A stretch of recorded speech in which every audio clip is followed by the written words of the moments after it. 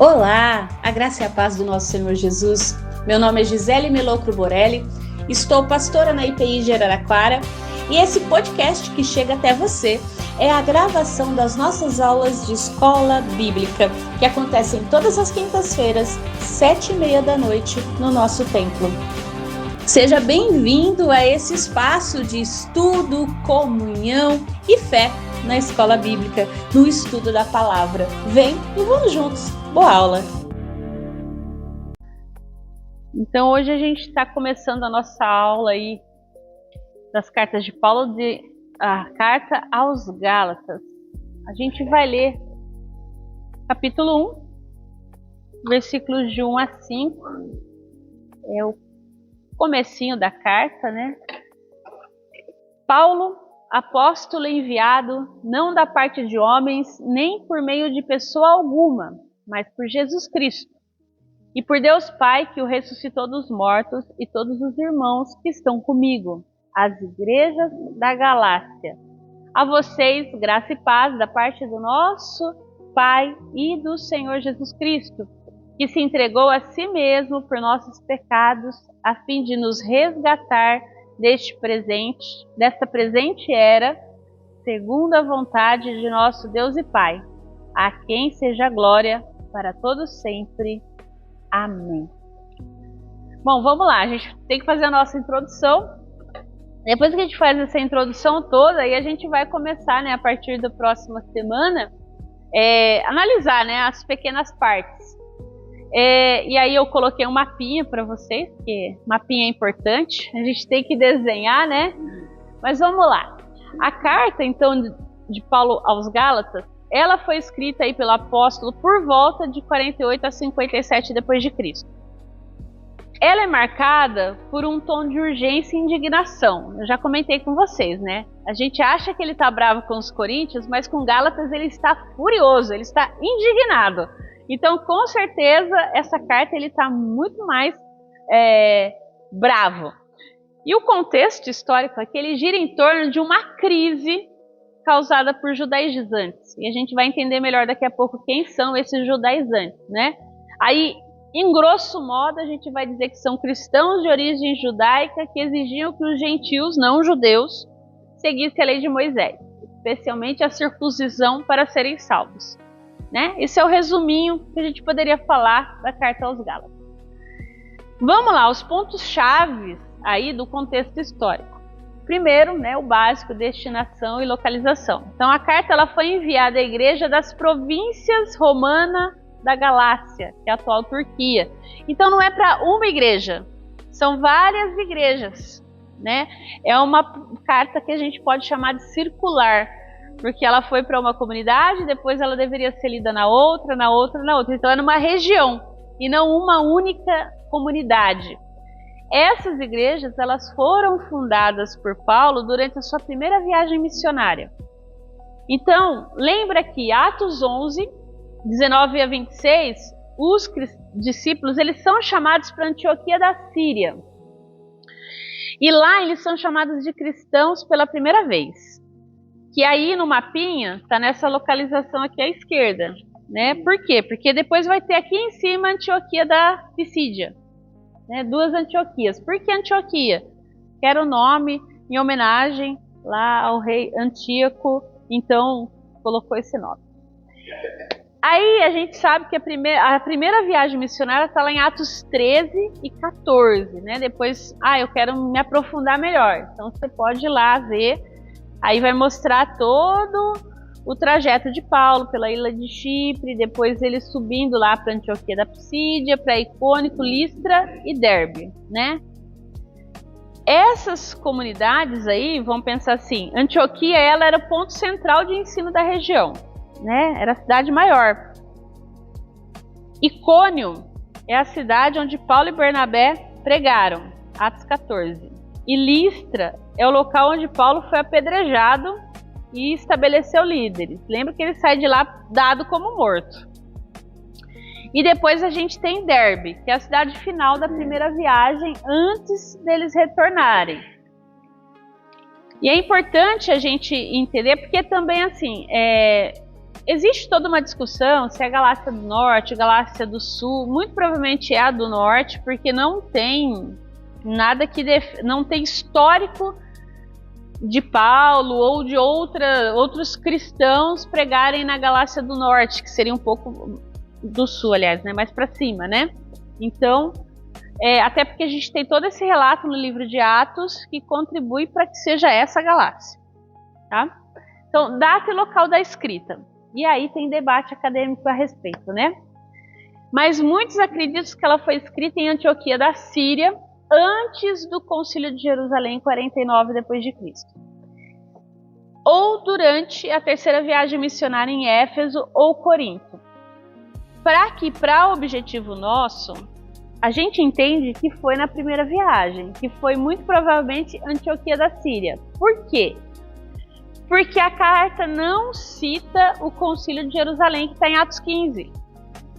Que é extremamente importante para fechar o assunto que Paulo vai debater na carta ao Gálatas.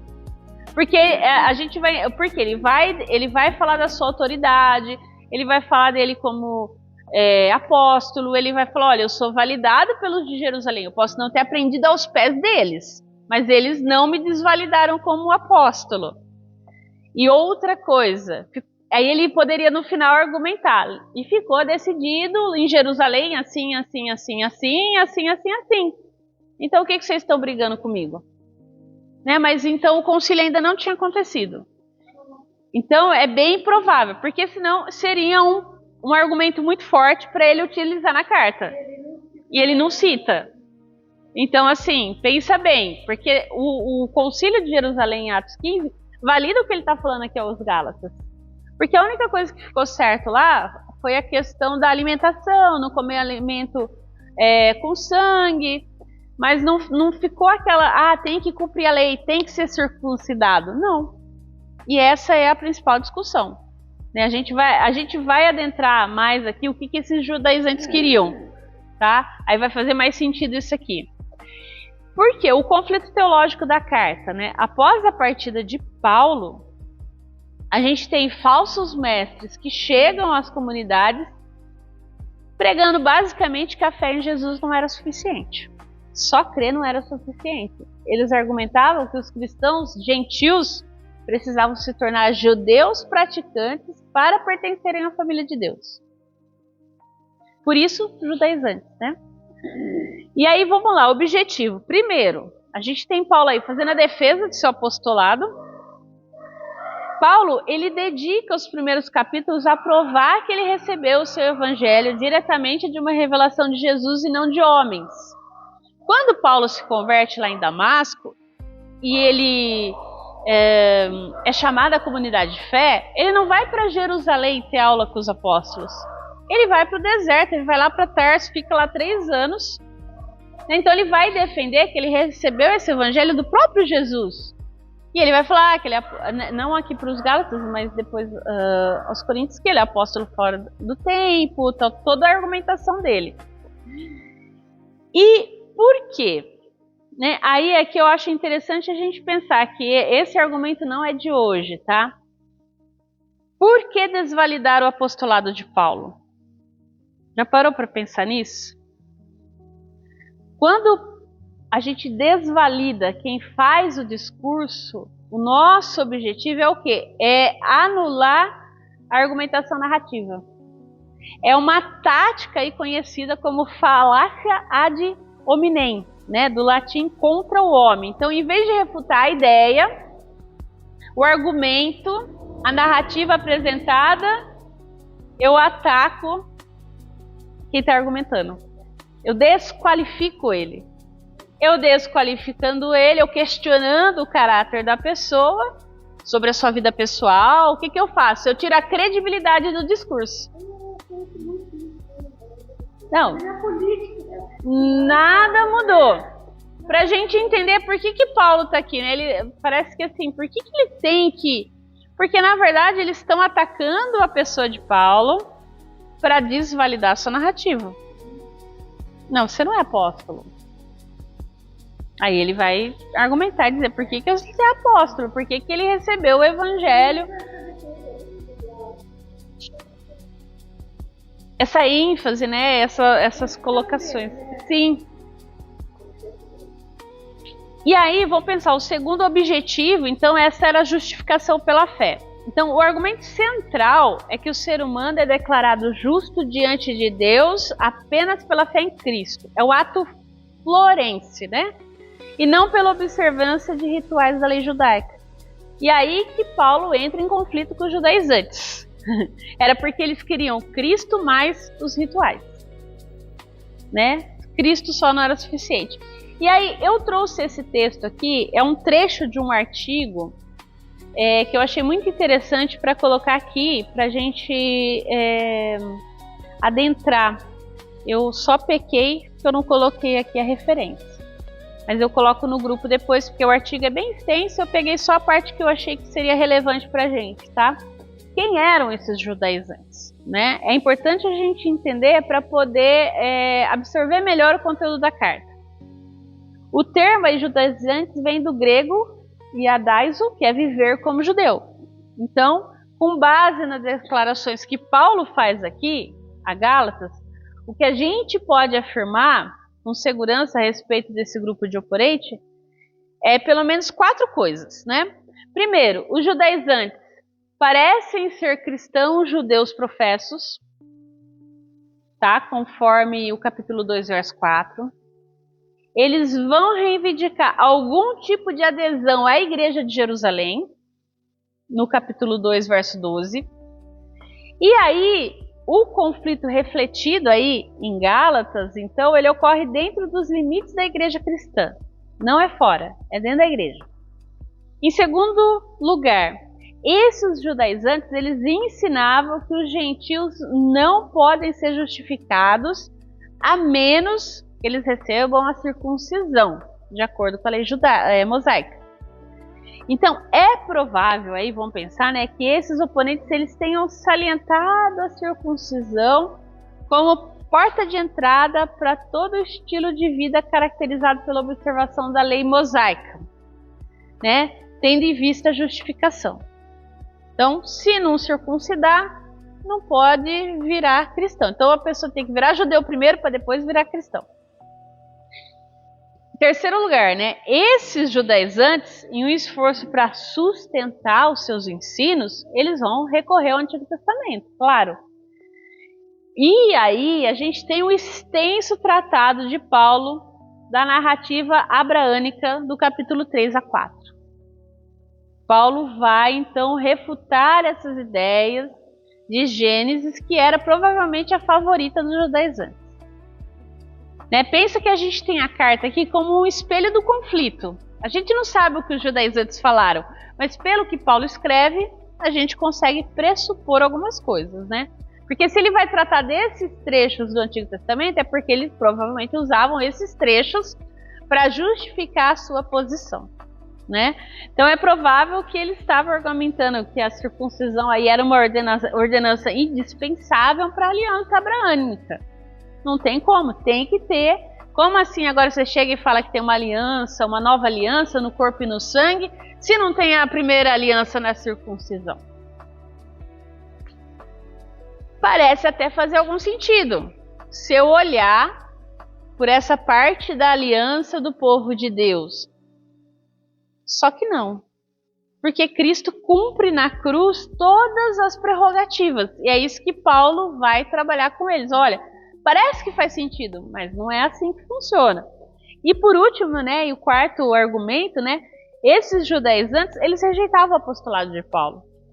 Eles apresentam a autoridade de Paulo como derivada dos apóstolos de Jerusalém. E o ensino dele como uma adulteração da mensagem desses apóstolos.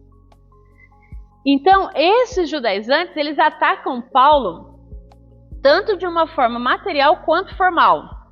Né? Então, eles retratam o evangelho de Paulo como infiel ao Antigo Testamento e aos apóstolos de Jerusalém. Essa é a treta, basicamente, né? Eles apresentam Paulo como se Paulo fosse um delegado indigno de confiança das autoridades de Jerusalém, né? E os judaizantes, eles tentam argumentar, não só através dos argumentos bíblicos, né? Mas também a gente vai ver que Paulo, através das credenciais, né, dos mestres da igreja, não tem sentido essa argumentação deles, né? Ele consegue se defender biblicamente falando, ele apresenta seus argumentos e ele tem as credenciais de Jerusalém. Então, não tem como. O que a gente tem então? O que a gente pode afirmar? Esses judaizantes aceitaram Jesus como Messias? Sim. Mas eles entendiam que só a fé não era suficiente. Basicamente é isso que a gente pode fechar. Então eles pregavam que para ser um cristão autêntico, o gentil, vou pensar que é o gentil, tá? O não judeu, precisava então primeiro se tornar um bom judeu, né? E aí eles defendiam aí não só a circuncisão, mas também as guardas das leis cerimoniais, como as dietas alimentares e todas essas questões, né? Então o argumento, sim, Jesus é importante, mas você também precisa obedecer à lei para ser aceito por Deus. É isso. Uma coisa que é interessante aí, que é a reação de Paulo diante disso, né? Um evangelho diferente. E aqui é interessante porque ele fala de outro evangelho, né? Ele vai falar durante a carta, ele vai falar muito isso no capítulo 2. E como aqui a gente ainda não está no capítulo, mas é interessante, qual é a ideia? Que Paulo fala, se vier um anjo pregando outro evangelho que não esse, é anatema. Então ele vai dizer que esse evangelho que os judaizantes estão pregando é outro. Pra gente em português, outro, não faz sentido nenhum, mas no texto original, a palavra outro que está no texto é outro de outra natureza. Por exemplo, no Evangelho de João, a palavra que ele usa, quando Jesus diz que ele vai mandar outro consolador, esse outro é da mesma natureza que ele. Então tem duas palavras em grego para outro. Uma que diz respeito a algo que é da mesma substância e outra que é diferente, de substância diferente. Então essa é a ideia. O que ele está falando? Esse evangelho que os judaizantes estão pregando é outro evangelho, é uma substância diferente. Não é o mesmo evangelho que ele e que os apóstolos estão pregando, que é aquele que defende que é somente Cristo. Basicamente é isso, né? Quando a gente for estudar esse texto, aí vai fazer mais sentido, mas é interessante essa reação de Paulo, né? E aí, vamos pensar que o ponto central desse conflito, né? Pra gente é muito familiar, o sola, né? Eu trouxe esse termo porque eu acho que é muito mais interessante, né? Que é somente Cristo ou e Cristo, né? Então o conflito não era sobre se o cristão deveria ser uma boa pessoa e praticar a lei, não era isso. Mas era sobre aceitação. Como que Deus aceitava o cristão? O judaizante, fé em Cristo mais circuncisão e lei, igual salvação. E para Paulo não, é fé em Cristo, salvação mais mudança de vida. Você vai ser salvo, você muda de vida, acabou. E como a gente tem judaizante ainda hoje, né? Virou moda, agora está no auge, né? Por isso que a gente sempre quer. Pastor usando quepá. Aquelas coisas, né? Do bater lá o tempo na mão e ele veste essa roupa. Deixa eu falar. Não. Só que assim, as pessoas, quando você pensa assim, tem um lado sincrético da coisa e tem um lado que faz sentido pra gente. Porque, vamos olhar agora como protestantes, históricos, reformados. A gente entende o quê? Que isso não mudou, porque no século XVI, o que a gente teve que fazer? A reforma, qual foi o questionamento? A mesma coisa. Jesus mais indulgência. Hoje em dia, a gente tem comunidades, igrejas, que é Jesus mais o dízimo, Jesus mais a sua fidelidade, Jesus e sempre mais alguma coisa. Nunca é só Jesus. E aí, aquele que prega só Jesus, esse aí é progressista, liberal. Que aí a gente quer o questionamento que depois vai cair em Gálatas. Vira libertinagem isso aí, porque aí cada um faz o que quer Ué, mas a liberdade em Cristo é essa. Aí a gente vai desenvolver essa ideia melhor depois, né? Que liberdade é essa que a gente tem em Cristo, né? Que a gente já comentou, enfim. E aí é o terceiro tópico aqui, né? Que é a liberdade cristã. Então, para Paulo, tentar ser justificado pela lei é como voltar para a prisão do que você tinha sido libertado. Porque se em Cristo eu não preciso mais da lei, porque Jesus cumpriu a lei na cruz, por que eu vou voltar para a lei? Não tem sentido. Esse é o questionamento de Paulo. Então ele vai falar que a escravidão, entre aspas, né, que ele menciona, é a tentativa impossível de cumprir toda a lei para merecer o favor de Deus. Então, a união com Cristo vai derrubar as barreiras étnicas, vai derrubar os rituais. Então, a circuncisão ou as leis alimentares, elas não definem mais quem pertence a Deus. O que importa é a nova criatura de fé, que atua pelo amor. Embora a lei não salve, vamos pensar assim, né, escravidão, para gente que é reformado, ela ainda serve como guia, um guia de gratidão para gente que foi liberto. Porque o que a gente entende? Fui liberto em Cristo, como eu vou viver minha vida agora? A lei pode ser um recurso importante para isso, mas não para eu ser salvo. E aí o cristão não obedece para ser salvo, mas ele obedece porque ele já foi salvo, né? E agora é livre para amar a Deus sem medo de condenação, porque ele sabe que vai errar na prática dessa lei. E se ele errar sem ter o favor de Cristo, concorda que a coisa fica complicada. Mas sabendo do favor de Cristo, é graça. E aí a dificuldade nossa realmente é lidar com a graça de Deus, né? Ainda mais numa sociedade consumista que tudo a gente pode comprar. Tudo a gente pode obter por desempenho. Né? Eu vejo que pra gente hoje é muito mais desafiador isso. Porque em tese tudo eu posso comprar. Né? Em tese. Não quer dizer que eu vou conseguir. Né? Aí é outra história. Então Paulo ele contra-argumenta que a liberdade cristã não é para libertinagem, mas para andar no Espírito. Você não foi livre, então... e aí é interessante, eu vou trazer uma discussão filosófica, né?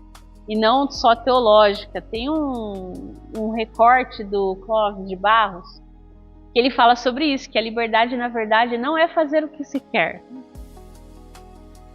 mas fazer o que se deve. E às vezes fazer o que se deve é fazer o que não se quer.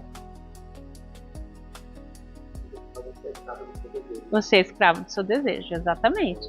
Se você é escravo do seu desejo, você é escravo. A liberdade qual é? É bater o pé? Não. Né? Então, essa construção filosófica, ela faz muito sentido quando a gente pensa na fé cristã. Porque se eu fui livre em Cristo, e quando a gente pensa nessa liberdade aqui, não é da necessidade de uma aprovação divina pelas minhas boas obras. Eu vou andar, eu vou fazer aquilo que é bom. 1 Pedro fala que é bom a gente sofrer por fazer o bem, mas pode ser que às vezes a gente sofra por fazer o mal também. Por ser ser vítima do mal do outro, né? E aí, mas o fato é que o que eu vou fazer com esse mal que me acontece, com o mal que eu faço? Qual é a liberdade que eu tenho de falar em Cristo, falar não para esse mal? Por isso que a gente é livre, a ideia é que em Cristo nós somos livres. Em Cristo, é aquela discussão daquela outra aula, né? A gente tem, essa é a ideia do livre-arbítrio, na verdade, né? Que eu prefiro usar o termo livre-regência, que eu acho que é muito melhor, né? No sentido de poder escolher. Eu estou diante do pecado, e aí, eu peco ou não? Se eu for pelos meus desejos, a minha carne quer, mas e aí? Né, Cristo, o Espírito, esse andar pelo Espírito, o que é basicamente? É poder fazer essa análise crítica, né? E pedir, Senhor, me ajuda, dá sabedoria. E aí ele vai falar do fruto do Espírito, né? Que aí é um clássico e parece que está solto diante de tudo isso que a gente viu, mas não está. Isso que é maravilhoso, né? Porque contra acusações, né, de que a liberdade levaria à libertinagem, Paulo apresenta a vida guiada pelo Espírito como uma verdadeira transformação moral. Ou seja, note que Paulo usa o singular, o fruto, e não os frutos. Isso indica que a vida no Espírito produz um caráter integrado.